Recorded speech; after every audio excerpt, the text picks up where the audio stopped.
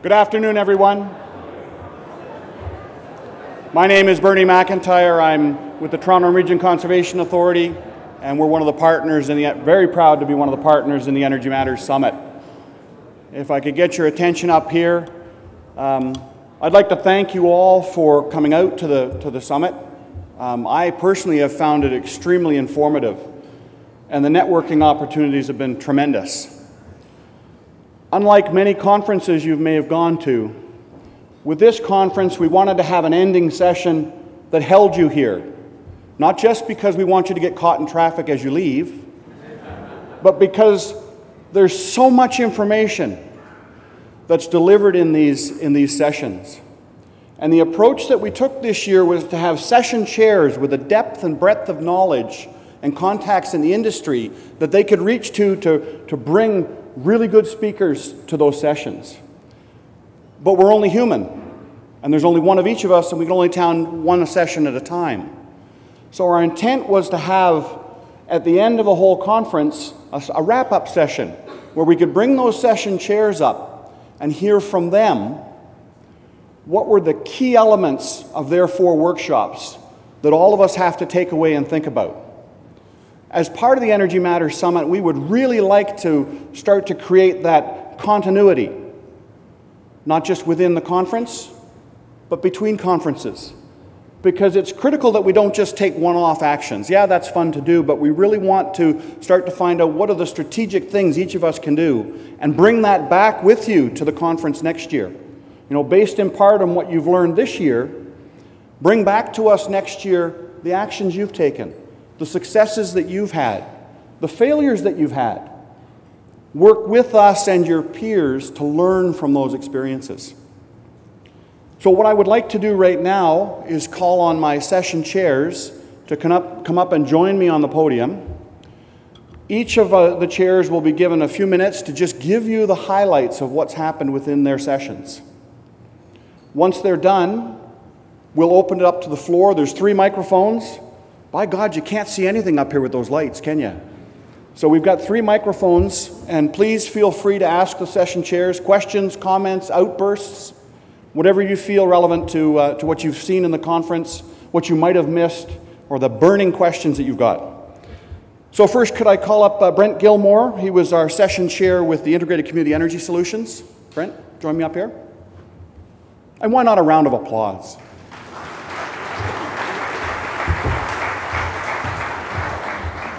Dr. Ian Rowlands, our session chair for the Smart Grid. Oh, no prompting required. Yes, this is good. It's a good audience. Ian Jarvis, session chair for the Building Energy Efficiency. Just one? And Ursilia Serafini, the session chair for Energy and Sustainability.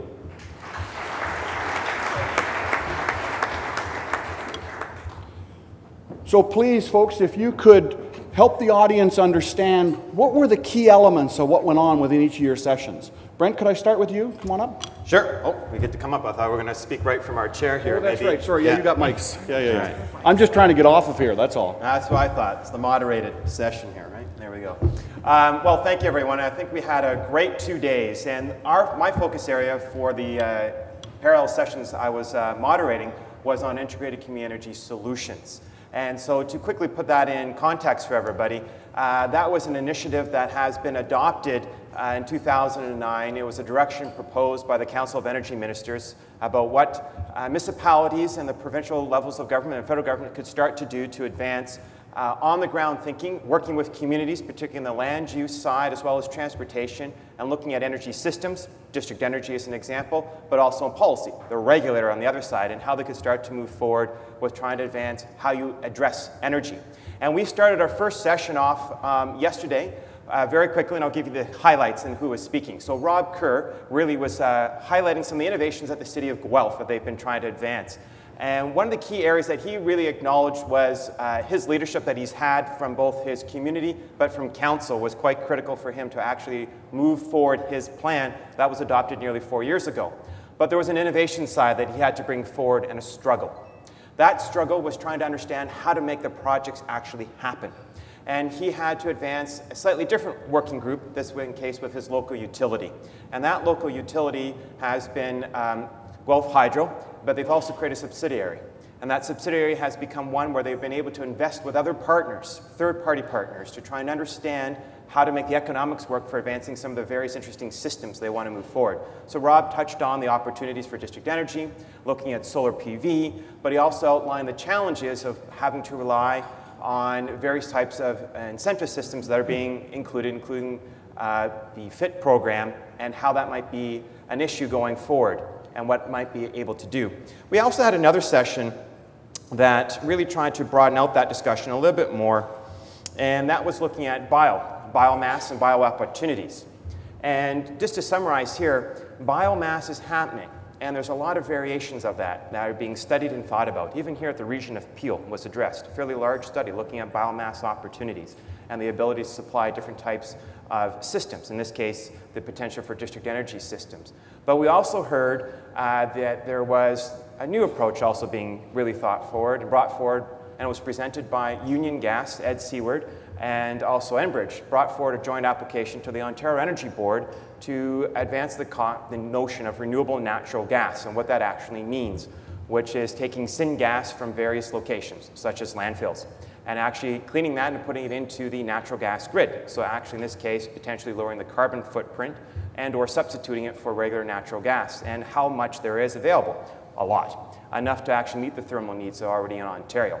So he went into the challenges of trying to convert to that market onto the regulated side. So we got into the nuts and bolts of trying to advance different types of technologies and fuels, particularly on the biomass side.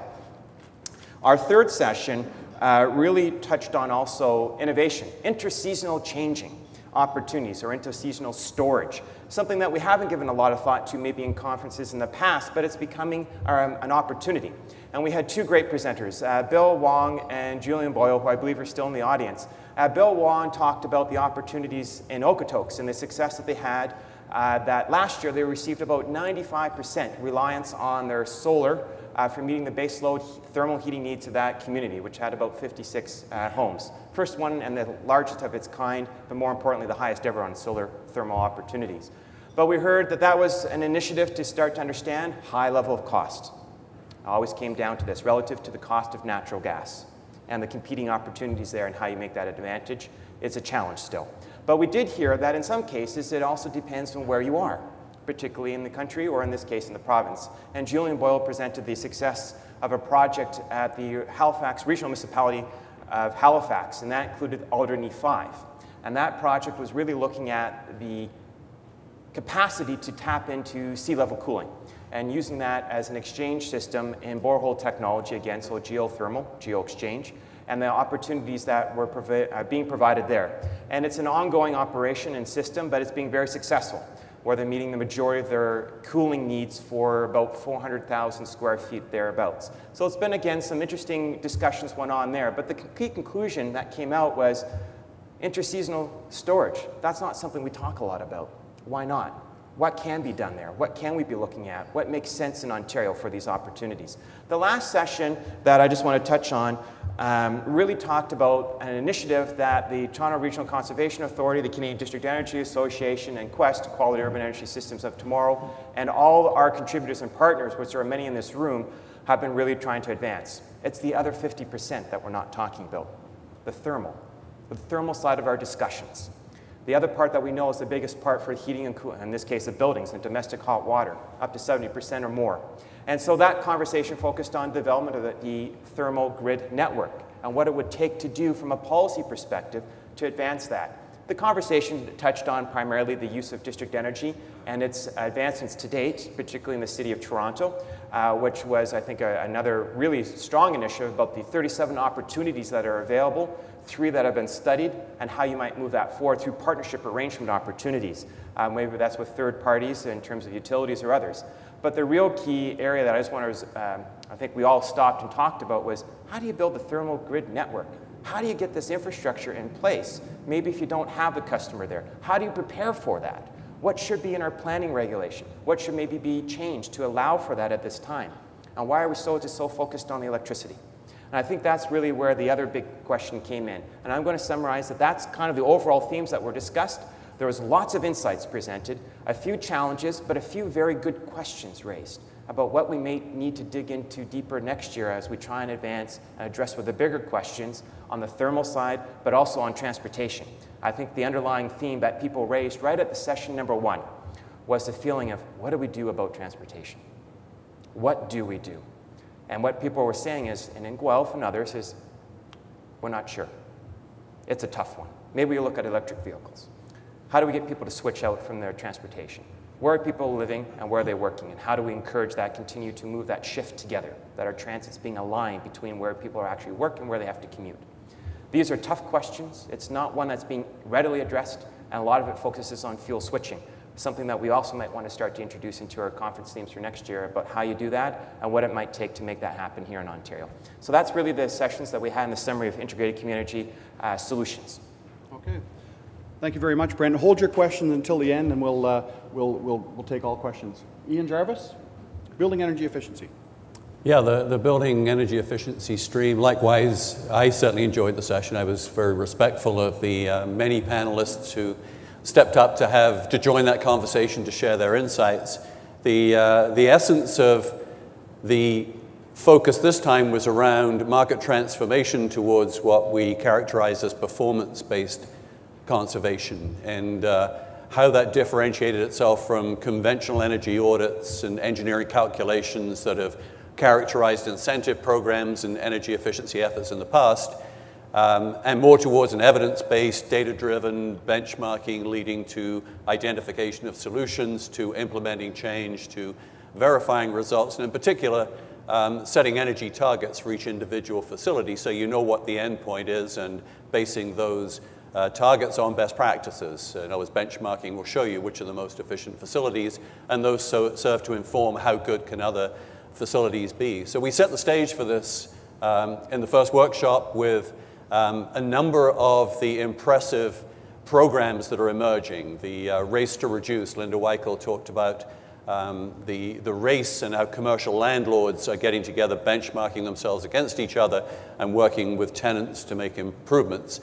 Norm Vesna was good enough to share with us both his own experience at the York Catholic District School Board, but from there, the province taking on this massive project of benchmarking all 5,000 schools in the province to once again set the stage for where is best practice, what are top performers, how good can this be?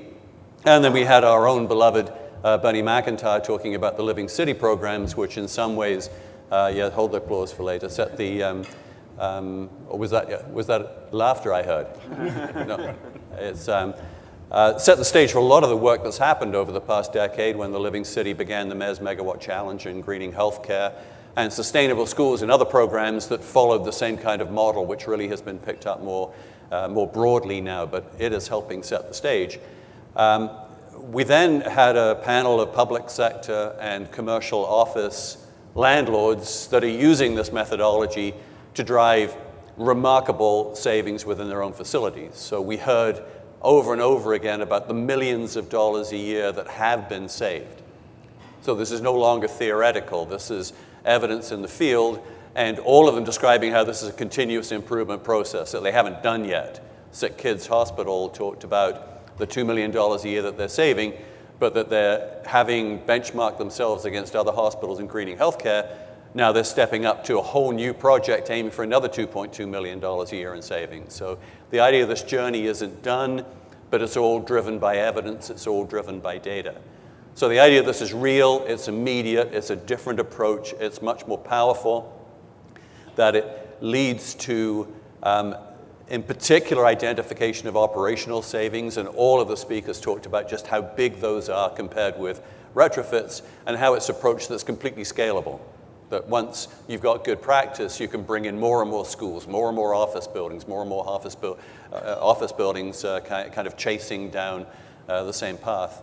Today, our two panels, we had first government and utility companies talking about how their programming, policy, regulations, such as the Green Energy Act, such as NRCan's new Portfolio Manager Initiative, bringing that into Canada, how those are completely complementary and in many ways are driving this whole evolution.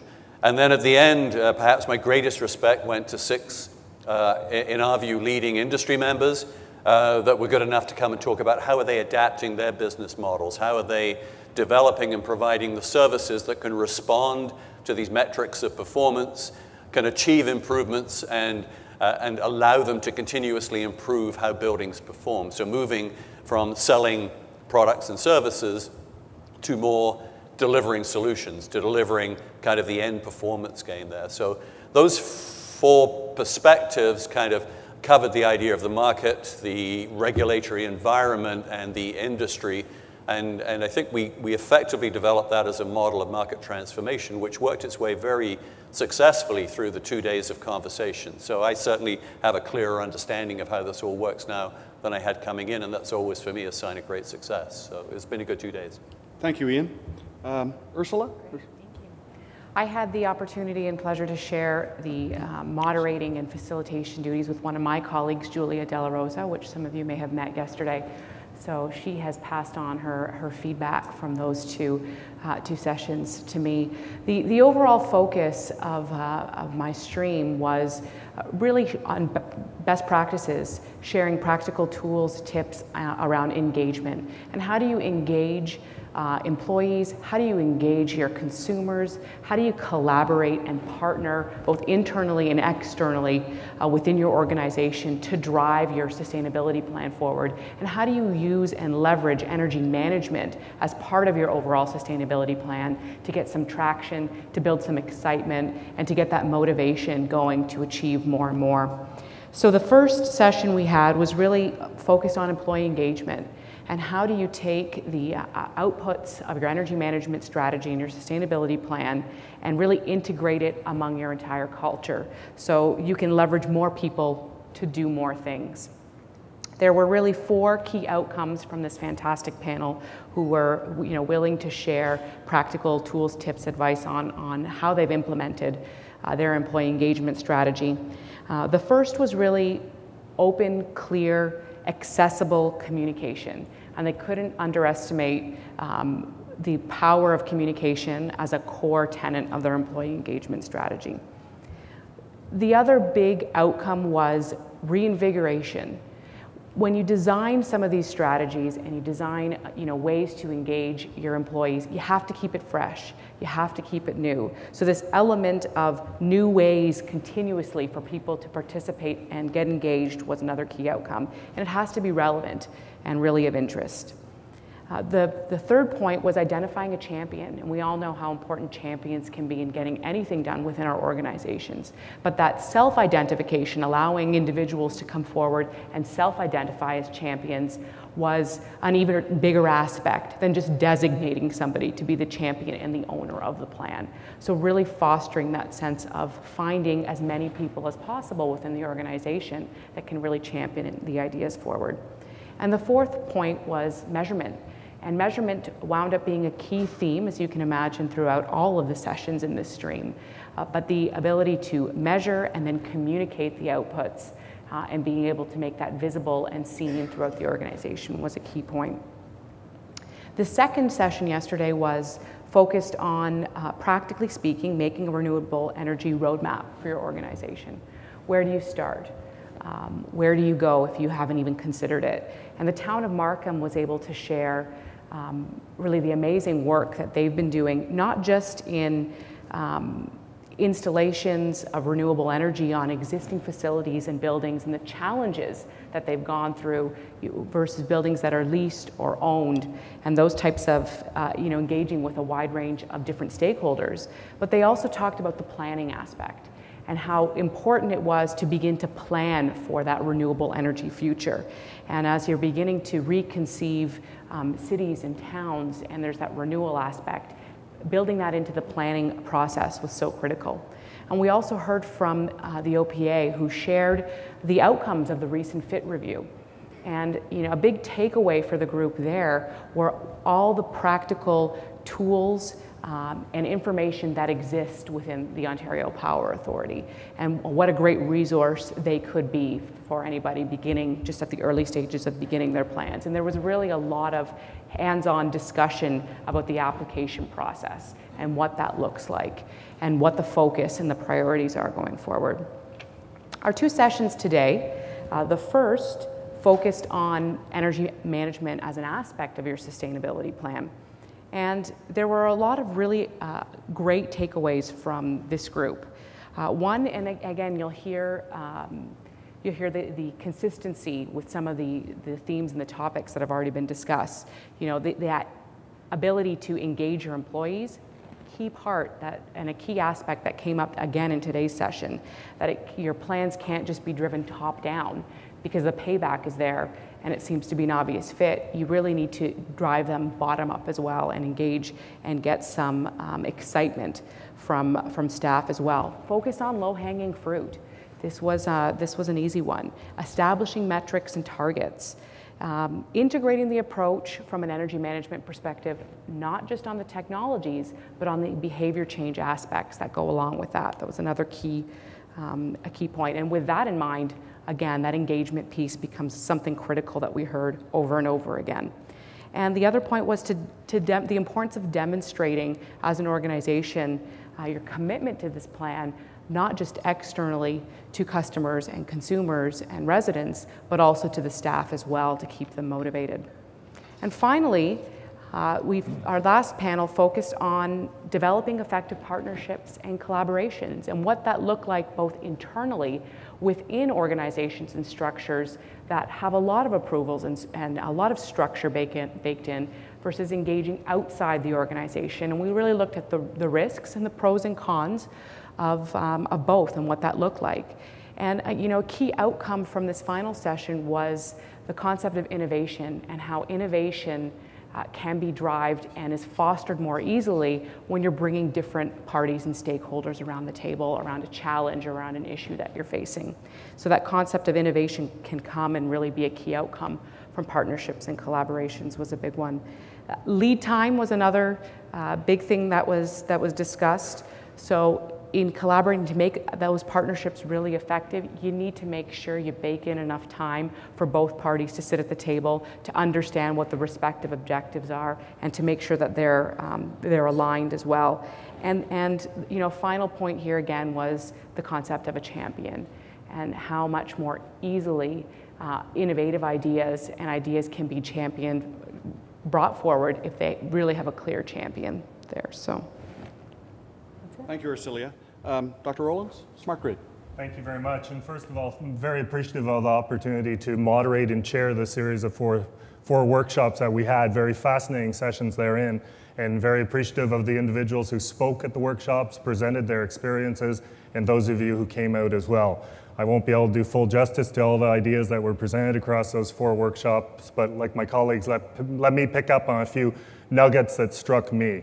As I sit here, I'm struck by the fact that many of the themes that have been raised already came out in our workshop as well. I think that's interesting and shows the potential for cross-fertilization of ideas and the ways in which experiences can be mutually supportive. As mentioned, the workshop stream was called the Smart Grid. We weren't, notwithstanding me being an academic, we weren't bound by definitions, and we interpreted Smart Grid broadly, the way in which information and communication technology is being brought into the power system through all parts of the electricity system we have, from generation through to end user. And we looked at the ways in which this might be serving to advance our sustainable energy goals. Our first session was called Envisioning the Smart Grid, and we were delighted to have Paul Murphy from the IESO lead us in a discussion with regard to that. The IESO, working with others in the Smart Grid Forum, have done some very creative and path-breaking work in thinking about a smart grid roadmap, a smart home roadmap, excuse me, using the concept of a roadmap to lay out a technology path for the future, not one that's necessarily deterministic, but one that will get the conversation going, will get ideas about planning coming to the fore, and getting stakeholders to talk to each other about what are respective opportunities and constraints. So Paul took this success, if you will, in the smart home space and said if we looked at that with regard to general service customers in Ontario, what sort of issues would arise? If we had a number of principles that we wanted to be true to, and then a number of general desired end states we wanted to get to, what milestones might we have to go through? You may not be surprised to hear we didn't resolve it all in our 75 minutes we had available, but we did make some progress across 3 areas. The first area is with regard to data and getting the conversation going about the value of data for end users and the security issues associated with the data, the privacy issues, and so on. One thing that struck me was that data is certainly empowering potentially. Information is knowledge. But at the same time, data in this space can be like drinking from a fire hose.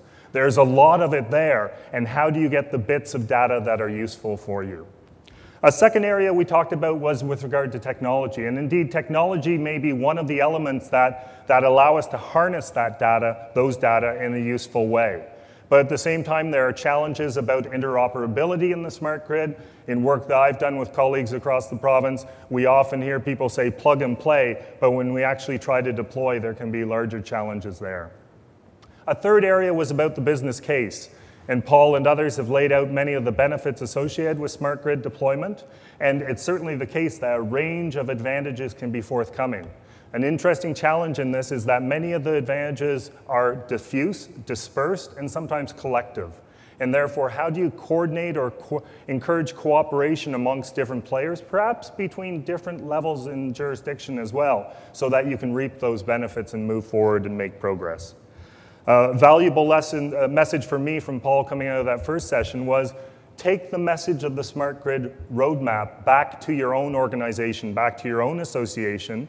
And you may not get a document with as pretty pictures as is in the Ontario Smart Home Roadmap, but you may start to generate the conversations about how to move forward in this space. We then drilled down in our second workshop and looked at the ways in which we might be able to secure triple bottom line benefits by deploying smart grid in selected subsectors. So delighted to have Claudio Canizares and Ben Marins talk about, respectively, the way in which smart grid deployment in municipal water pumping facilities and with regard to electric vehicles might generate these win-wins we often talk about. And a message I took from this was the need for a system-wide view, a holistic view when thinking about these issues.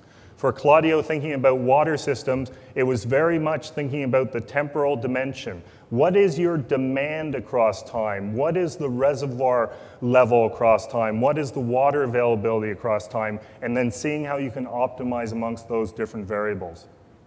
For Ben, in the EV case, not surprising, it's about total life cycle costs. There's the sticker price, obviously, but then the operational costs as well. So thinking about that life cycle cost and also thinking about matching the technology that is available, different kinds of electric vehicles for different kinds of services you may need to perform with the needs of your company. And ensure it won't be that there will be perfect matches all the time, but get information about what kinds of trips you're doing, how frequent, how long, and then see if the technology in a life cycle assessment investigation can move you forward. We had a third session where we had Dean Mountain and Greg Jameson come in, and there's this messy thing about people involved in the smart grid. And when people are involved, stuff happens. So I don't think any of us in this room are assuming that people are rational actors and behave in predictable ways when they sit in front of technology. I know sitting in front of my, can I still say VCR? We still have one in our house. That's certainly the case. Coming out of this session, our two colleagues certainly reiterated the fact that you have to accept and appreciate that people are different.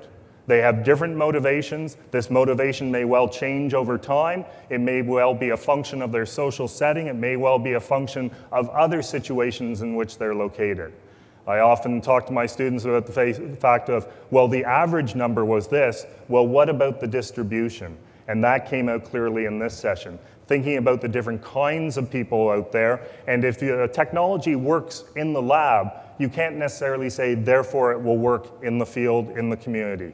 And not necessarily a technology push element, but very much a consumer pull, and thinking about what the end user wants and needs and how the technology might be able to enable that and facilitate that. Our fourth session was entitled When the Smart Grid Rubber Hits the Road. And very much we wanted to build upon the first three sessions, setting the vision, seeing where there's the potential for these interesting gains within sectors, remembering that people are involved and therefore that makes it a bit more complex. Let's talk to some practitioners and hear their stories with regard to a rural transmission distribution company, an urban distribution company, end users in both the institutional area and the private sector, and what are their experiences so far? What lessons are they learning as they try to deploy smart grid technology in their various workplaces? And our moderator did a very nice job of bringing out, Dan McGilvray, bringing out 4 themes that cut across many of the comments that were there, and talking about the challenges with regard to the technology, talking about the challenges with regard to the policy, politics, and regulatory space, talking about the challenges associated with the economics, maybe pricing regimes and so on, talking about the challenges with regard to the skills availability, a new generation of power energy professionals who are going to move us forward.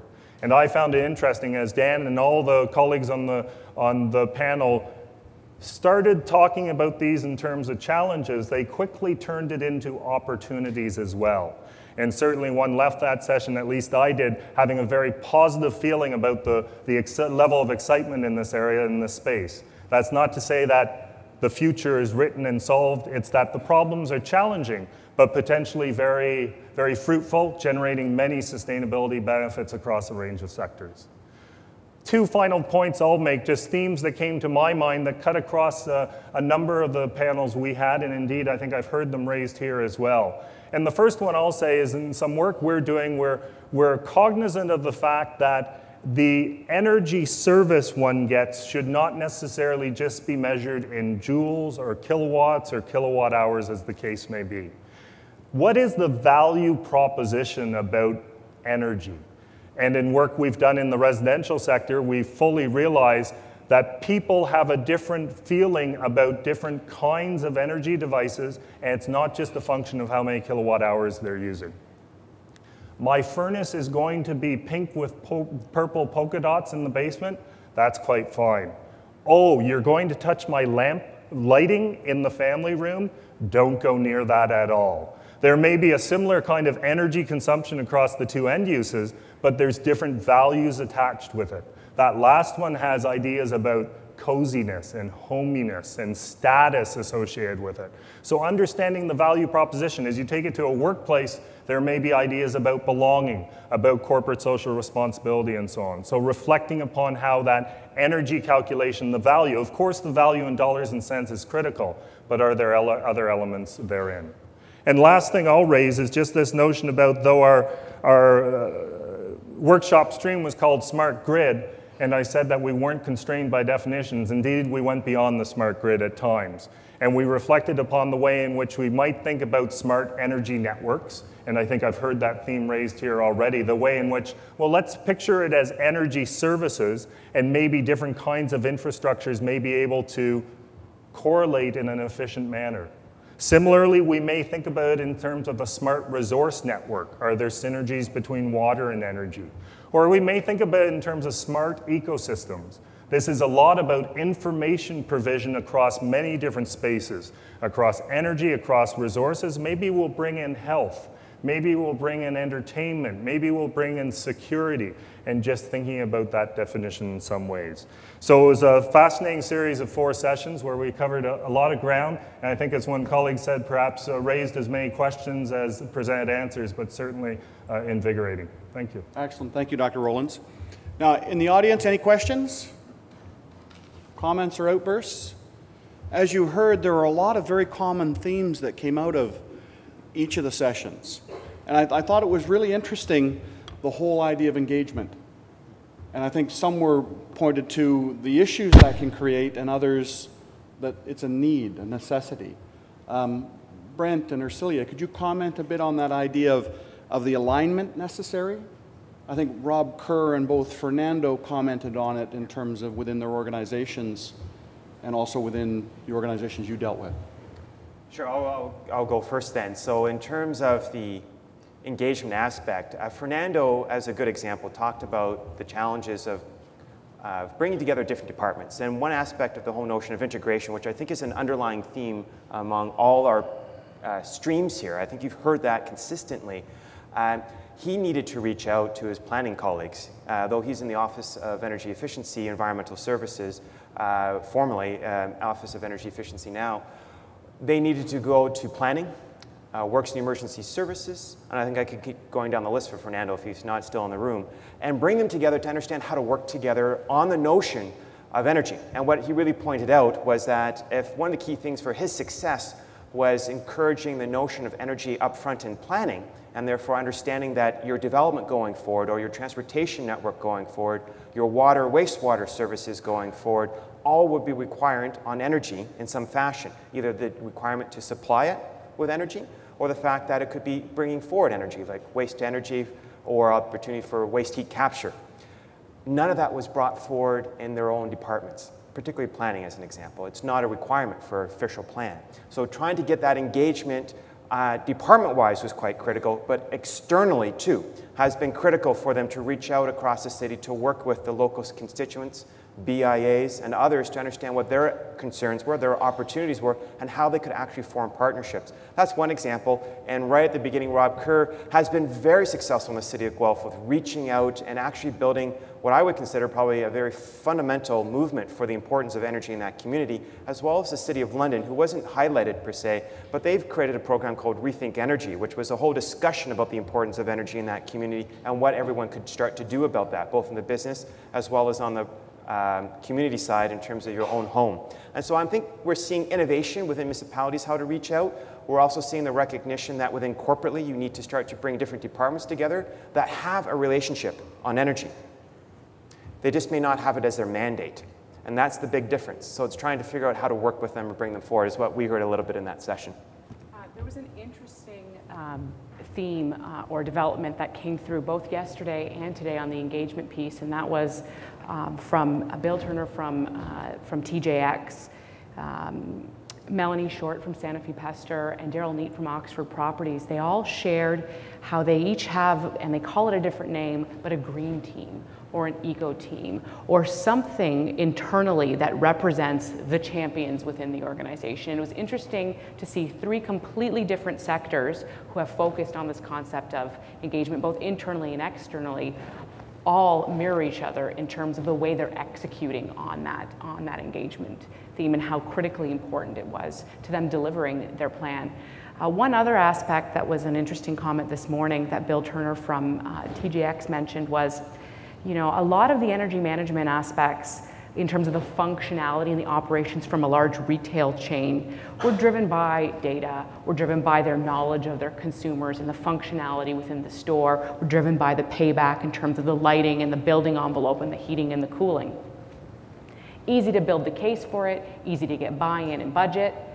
And then he talked a little bit about the elements of lighting in washrooms and timers and elements of the plan that really had very little ROI or dollars attached to it, but were important again from this engagement standpoint to make it visible to staff, to make it visible to customers that they were going above and beyond the bottom line, the dollars and cents, the easy paybacks, to saying, we're committed to doing this. And so he shared a number of examples with us of elements that you wouldn't typically build a business case for, but that were really important nonetheless in making it visible from an engagement perspective. Which then becomes part of that value proposition Absolutely. that Ian had talked about.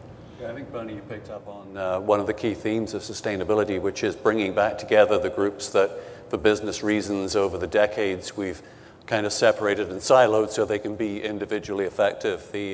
On the building energy efficiency part, Ron Lowe at Sick Kids Hospital was talking about the kind of trust relationships he's had to build within the hospital to move forward with some of the initiatives he's had. They did some very progressive work on the operating room ventilation systems, which would not have been possible if there wasn't trust with infection control, trust with the doctors. They're now getting more involved with IT and medical equipment, which again are other departments where he can only be influential, but bringing people together, what unites them is the shared interest, frankly, in saving money. They know there's $2 million a year there to be saved, and there's nobody among those managers that is not going to say, we will do our part, we'll do what it takes to contribute to that. So bringing people together is good. Having a data orientation towards that, an evidence-based reason for them to collaborate, I think is just as important, but it is key to sustainability. Absolutely. Ian? And just pick up on the customer engagement theme. It makes me think of Marc Chambry's comments, Marc from Loblaw. And I guess in some ways it's almost customer of the customer engagement, in the sense of Loblaw as a customer participating in demand response has to be aware of the impact that their actions have upon their customers, their clients, and so on.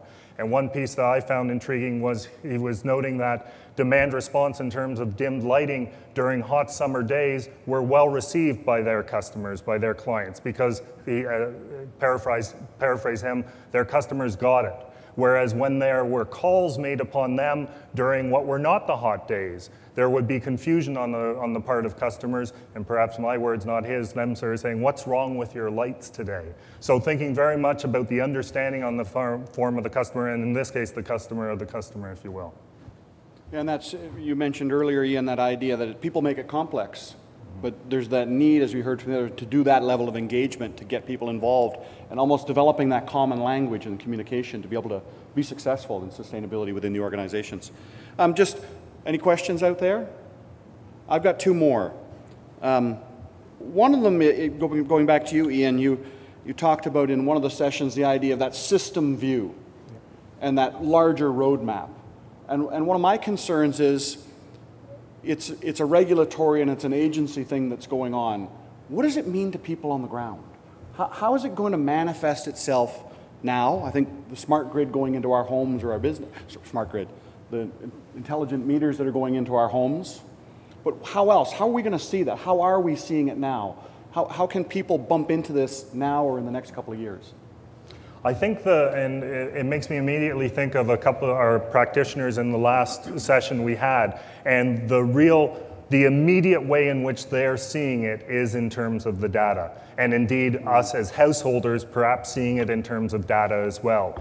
I'm in the Waterloo North Hydro jurisdiction. I can now log on to my account and see my hourly consumption of electricity, whereas perhaps a year and a half ago there would be the mass number of 2-month consumption. So getting those data now, and both Mark and Spencer Wood talking about the experiences in colleges, suggesting that across 24 facilities in Ontario, they are getting very useful data about consumption, disaggregated consumption there. So I think in many ways what they're seeing now are the data, and a message from Spencer was as well, a lot of benefit from just doing it, from getting out there and doing it. He recognized fully the constraints involved in bringing these partnerships together and finding the resources in order to do it. But even though, as he was very frank with us and laid out a couple of lessons of how they perhaps got things not ideal as they went through it, the learning was invaluable. But in the short term, I think it's these data that are there that perhaps might be able to be used. But one last thing I'll say is, sure. I think at the first part of your sentence, I fully acknowledge, and it was a theme throughout our sessions, that there is this, I think your words were the regulatory or the agency level. There are things going up there that are, of course, very consequential, and of which many of our participants don't have immediate day-to-day control on. Ursilia? I have an interesting case to share, actually product to share with you from our last panel, which if you haven't met Faisal Karmali, he runs a company called Quinsy. And you talked about data, and at a residential perspective, you can log in and see the data on your hourly energy consumption. One of the things that was highlighted for us was it's meaningless for a lot of people. A lot of people who aren't in this room today don't really understand what a kilowatt is or a kilowatt hour, and they have no comparison. So it's an area of our lifestyle that we don't actively share with our neighbors and our peers in terms of our benchmarking our energy consumption. And so Quinsy has come out with a product to make it simple. And my understanding is it's not in use today, but it's a need that was clearly identified as a gap that exists right now in terms of how we evolve beyond the paper bill to the online bill to start to really motivate people to take those actions and take that data and make it something that's meaningful in terms of giving them the vision and imagining the possibility of where they can go to in terms of reducing their energy consumption. Thank you. Brent, you had a comment? Sure, I wasn't sure if Ian wants to talk about data too. No, don't know anything about it. I'll just make another observation because I think you're asking about on the ground how people might see this going forward differently. I think we've heard about the utility bill for sure. It's an observation. People see it there. What can they do about it would be a good question. and that might get their reaction as well. But I think there's two things that I think we can point towards that are different going forward. I think there's the fact that people are talking about energy and how they plan their community wasn't something that I could say was there 5 years ago. And so just in terms of the fact that we are asking that question means that people are being now thinking, what does energy mean to me? Now, they may not be able to relate directly to their household activity, but they're certainly being asked, well, what's the energy vision for my community? And I think you're seeing a few communities. You know, I was involved more actively in the actual visualization of energy on a map and making it a land use map. And well, that got a lot of people's attention. Now, what do you do with that is a good question. But the point being is that it's being brought to people's attention. And I think that's what's happening now through all the various projects that have been created, from the demand-side management activities to all the awareness programs. Energy is a concern. They still see it in two areas, your utility bill and your gas. That's where people pay attention. And I think going forward, they're wondering how do you affect that, and I think that's where the conversation will go forward a little bit further. But then you see firms like carbon or zero carbon footprint coming forward with some pretty innovative ways to try and help benchmark or visualize that data, but you run into that same problem. What do you do with it, and how do you make a change that's positive? And I think that's where people need to present with options. So I think the big change you're going to see going forward, this is a bit of a crystal ball observation, I think we're seeing a change in how utilities think about their customer. I think that's what we're seeing as well a little bit. I think they're seeing it not just as a person we're providing a service to for electricity or gas, it's how do I maybe work with that person to provide them something different that they might not have had in the past. And because they're changing as a utility about the services they offer. And I think that's where you'll see cooperation with municipalities going forward as well, is that kind of dialogue did not really transverse 10 years ago. So there's been a huge change in that mindset. How that results to the customer or the constituent, that's a good question. Remains to be seen. That's right. We have a question in the audience. Yes, it's about the data that you're talking about, actually. I just finished my master's, and I had a hard time getting data from building owners or property managers. And how would you suggest that we address this problem? Because at the end of the day, energy really is subsidized. It's very much a public resource, and I don't think that how much people use really should be hidden like that. People should be sharing it, and for people to be able to data mine that and find better ways of doing things and know exactly where the benchmark is, how do we force that data to be shared and get people to not guard it, for competitive secrecy or whatever? They don't want to know, other property managers to know what they are spending in that in their energy bills. So how do we address those issues? Who would like to tackle that one? The only answer I could think of is perhaps we move to Bulgaria. I can't imagine a world, I don't really understand the question, can't imagine a world in which everybody has free access to everybody else's data. That's certainly not the intention of portfolio management, manager of the federal government. It's to provide metrics so that individuals can self-assess against a reliable database. The idea of public knowledge of data sounds extraordinary to me, but perhaps I'm missing something. Okay, any other questions? I've got my last one, and it's data related too. And Ian, I'll give you the last word on this. But we heard coming out of the smart grid with Ian, it's data is how it's manifesting it. We heard from Ursilia, that idea of measurement and targets were coming off of the data that's available. And Ian, you talk about the whole idea of data and the need for that data as part of the benchmarking and that conservation potential as part of the buildings. Where do you think that's pushing us in terms of society, in terms of changing the way we realize what we can achieve? Yeah, I think